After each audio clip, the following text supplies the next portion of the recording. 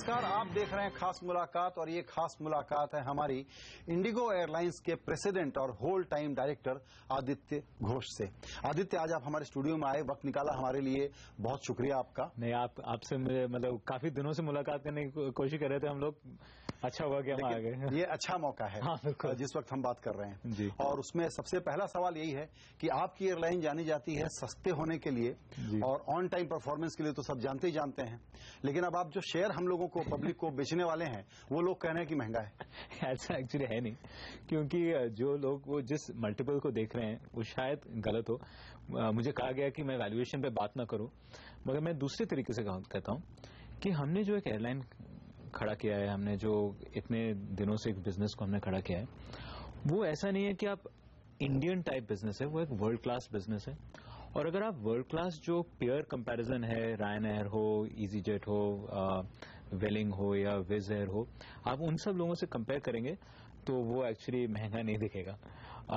और मैंने कुछ आज अभी व्हाट्सएप मैसेज पढ़ा है, अभी गाड़ी में पढ़ा मैंने, कि अगर हीरा खरीदना होगा तो आप, ऐसा नहीं है कि सस्ते में हीरा मिलेगा मगर एक अगर थोड़ा सा सीरियसली देखें तो हमारी जो मैनेजमेंट टीम है, जो मेरा जो फर्ज बनता है, ड्यूटी बनता है कि जो भी निवेशक आए, जो भी इन्वेस्टर आए, हम उनको एक ऐसा बिजनेस दें, ऐसी एक ग्रोथ हम उनको दें, ऐसा कुछ प्रॉफिट मार्जिन दिखाएं जिससे कि उनका भी जो इन्वेस्टमेंट हो वो सफल हो और उनको आगे कुछ उससे रिटर्न मिले। बिल्कुल, यही सबसे पहले हम लोग तय करते हैं कि आप सबसे ज्यादा प्रॉफिटेबल हैं कैसे। सारी एयरलाइन इतना संघर्ष करती हैं, हिंदुस्तान में बिजनेस करने में इतने सारे दिक्कत होते हैं, आपका बिजनेस लगातार स्मूथ होता गया है, बढ़ता गया है, आप इतना पैसा कमा रहे हैं, कैसे कमा रहे हैं? तो हमने ऐसे कुछ अपने अराउंड ऐसे कुछ फोर्ट्रेसेस बनाई हैं, हमने अराउंड अपने ऐसा कुछ एक बिजनेस प्लान बनाया है जैसे कि वो जो टिपिकल प्रॉब्लम्स होते हैं उनको हम फेस नहीं करते। जैसे कि मान लीजिए एकदम शुरुआत में 2005 में हमने 100 जहाज ऑर्डर किए थे। फिर हमने क्या किया, हमने इमीडिएटली पहले जहाज के उड़ने से पहले हमने लॉन्ग टर्म मेंटेनेंस कॉन्ट्रैक्ट तैयार कर लिया, जिससे कि हर आवर हम उस पर एक रेट देते हैं और उससे हमारा मेंटेनेंस का वो मेंटेनेंस हो जाता है। तीसरा, हम काफी शॉर्ट टर्म लीजेस करते हैं जो एक्चुअली शुरू में तो एक्सपेंसिव होती हैं और इसीलिए हम कर सकते हैं, बाकी लोग नहीं कर सकते, मगर उससे क्या होता है, हमारा average age of the fleet जो है वो बहुत लो रहता है। उससे फ्यूल बर्न कम हो गया, मेंटेनेंस कॉस्ट कम हो गया, एयरक्राफ्ट ओनरशिप कॉस्ट कम हो गया, एम्प्लॉय प्रोडक्टिविटी बढ़ गया। अब बाकी क्या बचा, तो एयरपोर्ट चार्जेस। अब एयरपोर्ट चार्जेस सबके लिए कॉमन है। तो इन सब चीजों की वजह से हमारा जो कॉस्ट स्ट्रक्चर है वो ना ही इंडिया में सबसे लोएस्ट है, मगर आप अगर फ्यूल का एलिमेंट हटा दें, क्योंकि यहाँ पे टैक्स होता है फ्यूल पे, तो कॉस्ट एक्सक्लूडिंग फ्यूल हमारा दुनिया भर में लोएस्ट है। ये जो आपने मॉडल बनाया है, ये दुनिया में और लोगों ने बनाया होगा। इंडिया में आपने ठीक कहा कि आपने आके ऐसा एक प्रकार से कहिए ट्रैफिक जाम कर दिया जी, कि आप इतना प्लेन ऑर्डर नहीं कर सकेंगे, ला नहीं सकेंगे, तरह तरह के प्लेन है, तरह तरह के मेंटेनेंस स्ट्रक्चर होंगे। करेक्ट, उसमें आपको दिक्कत होगी। करेक्ट। तो अब आप लोगों ने बाकी के लिए बेसिकली आपने भारत में ये मॉडल कोई समझ भी गया है आपसे, चाहे भी तो कर नहीं पाएगा। बाहर के अनफेयर प्रैक्टिसेस। मैं ये कहूंगा कि जैसे छोटी मुंह बड़ी बात, मगर अगर आप कहें कि सचिन तेंदुलकर ऐसा अच्छा बैट्समैन है क्योंकि उसके बाद अच्छा बैट है, तो उसकी गलती नहीं है। बिल्कुल ठीक है। नहीं, सॉरी, मगर बाकी देशों में भी इस तरीके का मॉडल एक्चुअली क्यों नहीं कर पाया कोई, क्योंकि बाकी चीजें तो उन्होंने ठीक कर ली, लोएस्ट कॉस्ट स्ट्रक्चर रखा, एम्प्लॉय प्रोडक्टिविटी रखा, ऑन टाइम रखा, टर्न टाइम रखा, उनसे हमने सीखा। मगर ये जो प्रॉब्लम रहती है अबाउट मेंटेनेंस कॉस्ट स्ट्रक्चर ऊपर चढ़ने का, रेजिडुअल रिस्क और फ्यूल बर्न, ये तीन चीजें हमने देखा कि बाकी जो देशों में बड़े बड़े जो लो कॉस्ट कैरियर हैं, साउथ वेस्ट एयरलाइंस हैं, रायन एयर है, उनमें भी यही प्रॉब्लम आता है। तो हमने 10 साल पहले सोचा कि इस प्रॉब्लम को कैसे सॉल्व किया जाए, उसके वजह से हमने वो शॉर्ट टर्म लीजेस करनी शुरू की। एक बात और समझाइए, अब आने वाले दिनों में आप 400 के जहाज, करीबन 400 के आसपास के आप और खरीद लेंगे। इस बेसिस पे क्या मैं यूं डिस्क्राइब करूं आपकी कंपनी को कि आप दरअसल एयरक्राफ्ट ट्रेडिंग के बिजनेस में हैं, पैसेंजर को तो यूं ही चला लेते हैं? देखिए, हाँ, शुरू में जब हमने प्लेन ऑर्डर किया था, लोगों को ऐसा लगा था कि ये प्लेन एक्चुअली चलाएंगे नहीं, इनको ये बेच देंगे। तो आज भी हमारे 97 ऐसे प्लेन्स हैं जो चलते हैं। और आप थोड़ा अपने दर्शकों को मॉडल समझाइए कि आप थोक में खरीदते हैं, थोक में खरीदते हैं, किसी और को बेचते हैं, उससे किराए पर लेते हैं। अच्छा, तो इसको मैं समझाता हूँ। ये एक्चुअली बड़ा सिंपल है एक्चुअली, मगर लोग ज्यादा नहीं कर पाते क्योंकि उनको पास प्लेन ऑर्डर नहीं रहता। मान लीजिए हमने एक प्लेन खरीदा, 100 के दाम पे हमने खरीदा। उसी प्लेन को हम क्या करते हैं, इमीडिएटली लेसोर को बेच देते हैं। लेसोर पैसे देता है उसके, तो हमारा कैपिटल कॉस्ट कम हो गया। उसी लेसोर से हम 6 साल के लिए उसको वापस लीज करते हैं। 6 साल बाद वो प्लेन वापस चला जाता है। अब दूसरा प्लेन आया, वो भी हुआ। तीसरा प्लेन आया। ऐसे जैसे नए प्लेन जो पुराने प्लेन को रिप्लेस करते रहते हैं, हमारा average age of the fleet है वो बड़ा 4 साल के आसपास हो गया। जैसे नई गाड़ियां जो हैं वो पुराने गाड़ियों से कम उसमें तेल की खपत कम होती है या मेंटेनेंस कॉस्ट कम होता है, उसी तरीके से हमारा जो यंग फ्लीट है उसमें भी मेंटेनेंस कॉस्ट और फ्यूल बर्न कम होता है। जो पैसेंजर है वो आके देखता है कि बड़े बड़े नए जहाज हैं। 9 साल पुरानी एयरलाइन है मगर जहाज अभी भी नए हैं। तीसरी बात, मेंटेनेंस कॉस्ट जो है वो हमने पहले से ही उसको डिटरमिन कर लिया, तो कॉस्ट स्ट्रक्चर ऊपर नहीं चलता। ग्रोथ हमने लॉक कर लिया क्योंकि हमने 430 जहाज और हमें लेने हैं, और जहाज जो है ये बिक चुके हैं। अब नियर टर्म अगले 4-5 साल 6 साल तक जहाज नहीं है अवेलेबल मार्केट में। यानी नरेश गोयल जी खरीदने जाएंगे तो उनको जहाज नहीं मिलेगा। वो तो बहुत बड़े आदमी है, हमारे से उन्होंने करीब 13-14 साल पहले एयरलाइन शुरू की थी। मगर कोई भी कंपटीशन, अगर तो हम वही काम वैसे ही करते रहते तो शायद एयरलाइन ठीक ठाक चला देते, उसके बाद कॉस्ट स्ट्रक्चर ऊपर चल जाता, या जो टिपिकली कंपनीज में होती हैं। हमने ऐसी चीजें सोची हैं कि यहां तक हम ले आए लोएस्ट कॉस्ट स्ट्रक्चर, अब इसको और आगे कैसे कम करें। इसमें बहुत एक महत्वपूर्ण बात है, हमारे जो अगले 430 जहाज हैं वो सारे एयरबस A320 नियो हैं। नियो का मतलब NEO, न्यू इंजन ऑप्शन। इसमें जो है करीब 10 से 15% फ्यूल बर्न कम है। फ्यूल जो है हमारा 50% है हमारा टोटल कॉस्ट का, तो 50% से अगर आपने 10 से 15% कम कर लिया, 4 से 7% मार्जिन तो यही इंप्रूव हो गया। दूसरा आदमी जो इस एयरक्राफ्ट को नहीं खरीद सकता अगले 5-6 साल तक, वो कैसे कम्पीट करेगा।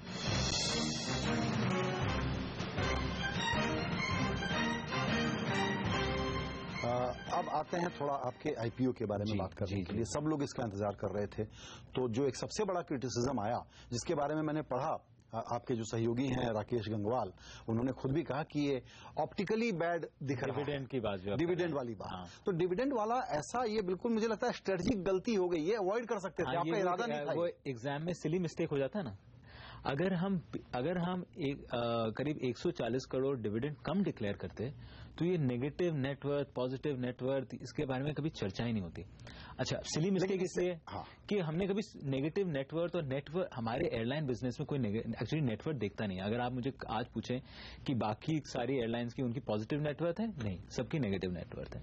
हमारी पिछले 5 साल से पॉजिटिव नेटवर्थ रही है। ठीक बात है, नेटवर्थ वाला, मगर आप बिल्कुल ठीक कर रहे हैं। ऐसे IPO के ठीक पहले जब आप डिविडेंड दे रहे हैं तो वो नए इन्वेस्टर को लगता है जिसका मैं शेयर खरीदने जा रहा हूं, ये तो अपने प्रोमोटर को दे रहा है। अच्छा, उसमें ये बस एक बात और है कि अगर वो हम जो है 1000 करोड़ अगर कंपनी में रखते तो कंपनी की वैल्यूएशन 1000 करोड़ बढ़ जाती। तो निवेशक जो है he is not getting disadvantage, मगर हाँ ऑप्टिकली उसको लगता है कि अरे पहले चले गए। काफी लोगों ने हमें ये कहा है कि यार 1000 करोड़ रख लेते, 1000 करोड़ का वैल्यूएशन ज्यादा बढ़ा लेते। जहां 27, 28, 30 हजार करोड़ है तो वहां 29, 30, 31 हो जाता। और उनका कहना सही है, लीगली तो सब कुछ ही ठीक है, मगर हाँ ऑप्टिकली कोई इशू नहीं है। अब मैं लोगों को अब थोड़ा सा वो कम हो गया है कि हमने ये भी दिखाया कि हमारा फर्स्ट क्वार्टर में 6 से 40 करोड़ का मुनाफा था। तो मैं ये नहीं कर रहा कि Q2, क्योंकि मैं Q2 के रिजल्ट्स के बारे में बात नहीं कर सकता, मगर अगर आप क्वार्टर 1 के रिजल्ट्स पे बेसिस पे देखें तो वो जो 140 करोड़ है वो 20 दिन का मुनाफा है। बिल्कुल। ये इसलिए सवाल उठता है कि एक तो सब लोग ऐसे ही चौंके रहते हैं कि ये कंपनी भारत में इतना अच्छा चल कैसे रही है। अभी तक आप पब्लिक में नहीं थे तो जानकारी भी कम है, तो पता भी नहीं रहता था कि पता नहीं लोग तो ये सोचते थे कि लो कॉस्ट हो ही नहीं सकता इंडिया, कैसे हो सकता है। बिल्कुल। तो अब ये लगता है कि मैनेजमेंट का जो अप्रोच और फिलॉसफी है उस पर सवाल खड़ा हो गया डिविडेंड पे आउट से, और आपको उसको दूर करना पड़ेगा। उसके लिए आप क्या करेंगे? ये हो गया ये मैनेजमेंट जो है थोड़ा सा चालाक है। देखिए, इतने दिन हम ये सोचते थे इवन एज मैनेजमेंट कि डिविडेंड देना बहुत बहुत अच्छी बात है, बहुत बढ़िया बात है, और शेयर होल्डर फोकस रहे हैं हम। तो हम क्या कहते थे कि हमको बड़ा, हम छाती ठोक के कहते थे कि हम डिविडेंड देते हैं। पिछले 4 साल में हमने 3,500 करोड़ का डिविडेंड दिया है, और हम आगे भी, हमारा ये एक गोल है कि Indigo should be a dividend paying stock. मगर पिछले 4 साल में एक ऐसा साल भी था 2012 जब हमारा 140 करोड़ का मुनाफा था, 900 करोड़ का हमारा कैश फ्लो था उस साल में, कैश फ्रॉम ऑपरेशंस, और उस साल हमने डिविडेंड नहीं दिया क्योंकि उन दिनों काफी मार्केट में उथल पुथल चल रही थी, कुछ एयरलाइन बंद हो रही थी, तो हमें लगा कि नहीं, कैश हमें कंपनी के अंदर रखना चाहिए डिस्पाइट द फैक्ट कि हम उस वक्त हम प्रॉफिटेबल थे। तो आगे भी मेरा यही कहना है कि हम डिविडेंड पेइंग स्टॉक रहेंगे। 1-2 साल अगर ऐसा आए कि मार्केट में बड़ा उथल पुथल चल रहा है, चाहे हम प्रॉफिटेबल रहें, मगर उस टाइम पे अगर in the interest of the business अगर हमें पैसा अपने पास रखना हो तो हम वो भी करेंगे। क्योंकि बहुत सारे इन्वेस्टर्स और जो इन्वेस्टमेंट एडवाइजर्स वो ये कह रहे हैं कि आप एक साफ सुथरी, चूंकि ये घटना हो गई है, एक साफ सुथरी डिविडेंड पॉलिसी क्लियर कर दीजिए। एक्सेप्शन तो होते हैं, तो वो डिविडेंड पॉलिसी आप करीब करीब यही फ्रेमवर्क बताएं। हाँ, मतलब हम पॉलिसी इसलिए नहीं लिखना चाहते कि कल को ये 2012 फिर से आ गया, प्रॉफिटेबल है, तो निवेशकों को लगेगा कि क्यों नहीं डिविडेंड दिया। हम जो दिखाना चाहते हैं कि ये एक चालाक मैनेजमेंट नहीं है, ये एक्चुअली बड़ा थॉटफुल सा मैनेजमेंट है, जिसने पिछले 7 सालों में कितने ही ऊपर नीचे हो, कितना ही उतार चढ़ाव आ गया, चाहे डॉलर हो, फ्यूल प्राइस हो, उनमें हम मुनाफा कमाते गए। हमने पिछले 4 साल में 3,500 करोड़ का डिविडेंड दिया है। ऐसा साल जब हमारे को कैश अंदर रखना था, even as a private company हमने डिविडेंड नहीं दिया। तो आगे मुझे लगता है उससे काफी कॉन्फिडेंस आएगा कि ये मैनेजमेंट ऐसे ही डिविडेंड नहीं देती, और ऐसा भी नहीं है कि डिविडेंड नहीं देती। बिल्कुल। एक बात और, हालांकि आपने मुझे प्रीएम्प्ट किया ये कहकर कि मैं वैल्यूएशन पे नहीं बोलूंगा, लेकिन इस आईपीओ का सबको इंतजार था जी। प्रॉफिट थोड़ा शेयर करना चाहिए। हाँ। मतलब ये कि थोड़ा और सस्ता रख लेते जी दाम। देखिए, उसमें मेरा ये कहना है कि अगर सही पेयर कंपैरिजन में आप देखें तो हमारी वैल्यूएशन जो है वो हमारे जितने भी बैंकर्स हैं उन सब से हमने कंसल्टेशन में किया है, और जो हमारा ऑब्जेक्टिव भी है, मैं एक्चुअली एक दूसरी तरीके से इसको कहता हूं कि मान लीजिए आईपीओ के बाद करीब 15% का फ्लोट होगा, अब हमारे 3 साल में उसको 25% तक ले जाना है प्रमोटर्स को, राइट, बिकॉज उनको 70 वो तो रेगुलेटरी रिक्वायरमेंट है करना ही।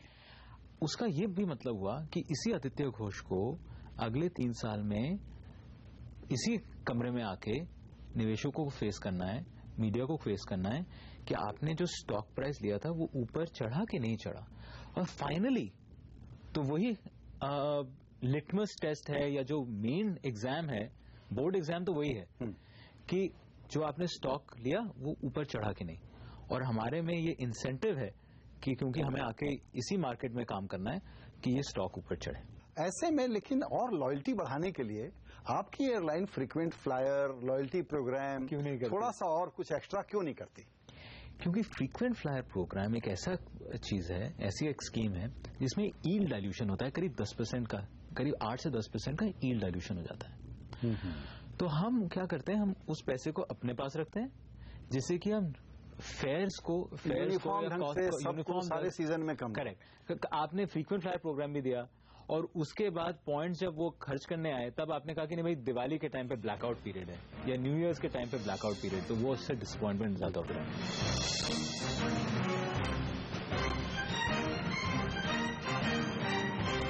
कि आपने कहा कंज्यूमर के बारे में, तो उनकी परेशानी, और इस पर भी सोचते हैं कि जरूर ये सारी एयरलाइन इंडस्ट्री जो है पता नहीं कैसे मैनेज करती है। कहती है लो कॉस्ट, जब लेने जाओ तो टिकट बहुत महंगे होते हैं। अब आपके लिए एक रेगुलेटरी चैलेंज और है, क्योंकि सरकार इंडिकेशन दे रही है कि हम तो आपको बोलेंगे कि किराया कम करिए, ज्यादा क्यों हो रहा है, कैप करने की बात हो रही है, खास करके छोटे शहरों में जो जाएंगे, तो ये भी एक रिस्क फैक्टर आपके लिए है, और मेरे लिए एज अ कस्टमर महंगा पड़ता है, इसको सस्ता कैसे किया जाए? सर, जो आपने कहा, ये जो सवाल उठते हैं वो तभी उठते हैं जब सबसे ज्यादा लोग ट्रैवल करने की कोशिश करते हैं। नॉर्मली तो देखिए 3,000-4,000 रुपए का फेयर है, दिवाली के दिन, दशहरा के दिन, होली के दिन, कोई मतलब छुट्टी हो गई, कोई गुड फ्राइडे ये वगैरह, क्रिसमस न्यू ईयर, तब उन दिनों में दाम बढ़ जाता है। मगर ऐसे 15-20 दिन साल में छोड़ के वैसे दाम काफी रीजनेबल है। मगर इसमें मैं दो चीजें कहूंगा। क्यों होता है ये? क्योंकि सप्लाई कम है। इसीलिए मैं बार बार ये कहता हूं कि 130 करोड़ की आबादी के देश में 350-400 जहाज बहुत कम है। जितने हम जहाज लाएंगे अगले 10 साल में वो भी कम पड़ेंगे। जब तक सप्लाई नहीं बढ़ेगा और जब तक ये सप्लाई डिमांड से ज्यादा नहीं होगा तब तक फेयर्स कम नहीं होंगे। दूसरी बात कि जो बाकी एयरलाइंस जो क्या करती हैं और हम जो नहीं करते, कि ना ही हम लोग 500 रुपए का फेयर बेचते हैं, ना ही हम 30,000 रुपए का फेयर बेचते हैं। क्योंकि जो कस्टमर, एक दिन मैं किसी से बात कर रहा था, कोई कंज्यूमर से, वो मुझे ये कह रहे थे कि आप लोग ये समझ नहीं रहे, किसी और के बारे में बात कर रहे थे, कि 500 रुपए का जब आप फेयर बेचते हैं और फिर सीधा उसको 20,000 रुपए का फेयर लेते हैं, तो कंज्यूमर जो है वो सोचता है कि एक्चुअल कॉस्ट तो 500 रुपए है, ये 30,000 रुपए में बेच रहे हैं, और वो गलत है। करेक्ट। क्योंकि और इस हिसाब से अगर एक नॉर्मल फेयर बैंड में रखें, कोई खुद ही सेल्फ रेगुलेटेड फेयर बैंड में रखें, वो बढ़िया रहेगा। अब आपने रेगुलेशन की बात की, क्योंकि हम इन्वेस्टर की बात कर रहे हैं, उसमें एक ऐसे रिस्क फैक्टर लग सकता है कि बाय चांस कल को कोई फेयर रेगुलेशन हो जाए, प्रॉफिटेबिलिटी पे इफेक्ट हो जाए। मगर उसमें यह है कि अगर फेयर कैप हो गया तो जो हाई कॉस्ट जो एयरलाइन है उसका मुनाफा कम हो जाएगा या उसका लॉस ज्यादा बढ़ जाएगा। जो लो कॉस्ट है, जो लोएस्ट कॉस्ट है, वो तो हम हैं ही, हमारे लिए तो एक्चुअली बेटर है। चाहे फ्यूल प्राइस बढ़े, चाहे डॉलर बढ़ जाए, या चाहे फेयर कैपिंग हो जाए, एक्चुअली इंडिगो को ज्यादा मुनाफा। ये आपने कमाल का बिजनेस मॉडल बनाया है। चूंकि भारत जैसे देश में आप इतने स्मूथ ढंग से कारोबार कर पा रहे हैं, तो हम लोग एक आपके जरिए एक अनसॉलिसिटेड एडवाइस भारत सरकार को देने की कोशिश करते हैं। सबसे चैलेंजिंग काम है आपके करियर के लिए। वो तो है। वो ये है कि एयर इंडिया को कैसे ठीक किया जाए। आपने मुझे बोला था कि आप मुझे से कठिन क्वेश्चन नहीं पूछेंगे, कठिन प्रश्न नहीं पूछेंगे। नहीं, मतलब एयर इंडिया, मेरी एडवाइस बड़ी सिंपल है, बेच दीजिए, आदित्य घोष जैसे लोगों को सौंप दीजिए, चला लेंगे, क्यों रखे हुए अपने पास। देखिए, मेरा उसमें यह है कि और ये एक्चुअली मैं एक देशवासी के तौर से कहता हूं, शायद आप भी एग्री करेंगे, कि जिस देश में इतनी बड़ी बड़ी प्रॉब्लम है कि हॉस्पिटल नहीं है, स्कूल नहीं है, सड़कें नहीं है, एग्जैक्टली, हम क्यों आईटी कंपनी चला रहे हैं, क्यों हम मतलब होटल चला रहे हैं, उन चीजों पे कंसंट्रेट करें। शायद पहले नहीं हो सकता था क्योंकि प्राइवेट प्लेयर्स जो थे वो कम थे। जैसे टेलीकॉम मान लीजिए, बीएसएनएल है, मगर अब एयरटेल भी हो गया, आइडिया भी हो गया, वोडाफोन भी हो गया, जो भी है, मतलब बहुत बड़े बड़ी और अच्छे प्रोडक्ट्स वाले आ गए। वैसे ही मुझे लगता है कि एयरलाइन में भी हम भी इंडियन फ्लैग कैरियर हैं, हमको एक मतलब कोई बाहर देश के नहीं है।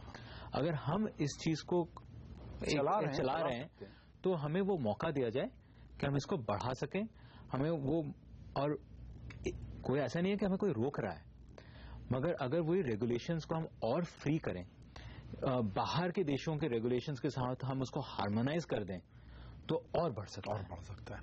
आपकी मीडिया में भी तो यही हुआ है पिछले 20-30 सालों में, तो मीडिया में भी यही रेवोल्यूशन। तो अगर हम अनुमान लगाएं, आपको कहीं भी लगता है शॉर्ट टू मीडियम टर्म में भारत सरकार सोचेगी कि एयर इंडिया को प्राइवेटाइज करो, प्राइवेट प्ले को खोलो, हम इस धंधे से बाहर निकलें? देखिए, वो मेरे लिए डिफिकल्ट है क्योंकि वहां पे सरकार जो है वो शेयर होल्डर है। मगर इस सरकार में या पिछले कुछ महीनों में या एक साल में मैंने ये जरूर देखा है कि एक नया एक एनर्जी आया है सरकार में कि क्या क्या चीजें हैं जो रिस्ट्रिक्ट कर रही है, उनको किस तरीके से ओपन किया जाए। एटलीस्ट वो हमारी बातें सुन रही हैं, हमारे से बात कर रही हैं। और उसका आप इफेक्ट देखें, पिछले 4 क्वार्टर में ईयर ऑन ईयर 20-21% की बढ़ोतरी हुई है पैसेंजर नंबर्स में। बिल्कुल ऐसे ही तो नहीं हुआ होगा ना, कुछ एक फंडामेंटल मैक्रो स्फीयर में भी कुछ ऐसा कुछ डेवलपमेंट हुआ होगा जिसका रिजल्ट हमें आज दिख रहा है। बिल्कुल। आपसे आखिरी सवाल, आप जिन जिन शहरों में भी ऑपरेट कर रहे हैं, उसके बाद और नीचे छोटे शहरों में जाने वाले हैं? बिल्कुल, ऐसे हमारे टारगेट में से 20 शहर हैं, सूरत, भोपाल, औरंगाबाद, तिरुपति, विजयवाड़ा, मदुरई, मैंगलोर, लेह, पोर्ट ब्लेयर, जोरहट, सिलचर, देहरादून, उदयपुर, जोधपुर। ऐसे बहुत शहर हैं जहां पर हम नहीं पहुंच पाए क्योंकि हमारे पास जहाज नहीं है। और मैंने ऐसे शहर नहीं नेम किए जो इतने छोटे हैं जहां पे 320 या 737 ना लैंड, क्योंकि ये आपने जो कहा लोगों के दिमाग में रहता है कि इंफ्रास्ट्रक्चर कंस्ट्रेन। अरे भाई अभी तो हम सिर्फ 33 शहरों तक पहुंचे हैं, वहां पे भी पोटेंशियल अभी इतना बाकी है। अभी तो 20 शहर और ऐसे हैं जहां पे अगर हमारे पास आज जहाज होते तो हम आज फ्लाई करते। तो आप हमको सस्ता सफर कराते रहें और आपका शेयर होल्डर भी पैसा कमाता रहे, इसके लिए आपको बहुत सारी शुभकामनाएं। Thank you very much. अंत में लेकिन एक और सवाल, जी जी जी, वो यही कि बहुत बढ़िया है, सब कुछ ठीक है, ऑन टाइम परफॉर्मेंस, अब आप मोबाइल ऐप वगैरह भी ठीक कर लेंगे, कैंसिलेशन में पैसेंजर को थोड़ा परेशान करते हैं आप लोग। करेक्ट, मैंने ये सुना है। तो हमारा उसमें ये कहना है कि देखिए अगर आप पहले कैंसिल करेंगे तो आपका कम कैंसिलेशन चार्ज रहेगा, लास्ट दिन पे करेंगे। ये हमने वैसे इंडियन रेलवे से सीखा है। चलिए आपको बहुत बहुत थैंक यू।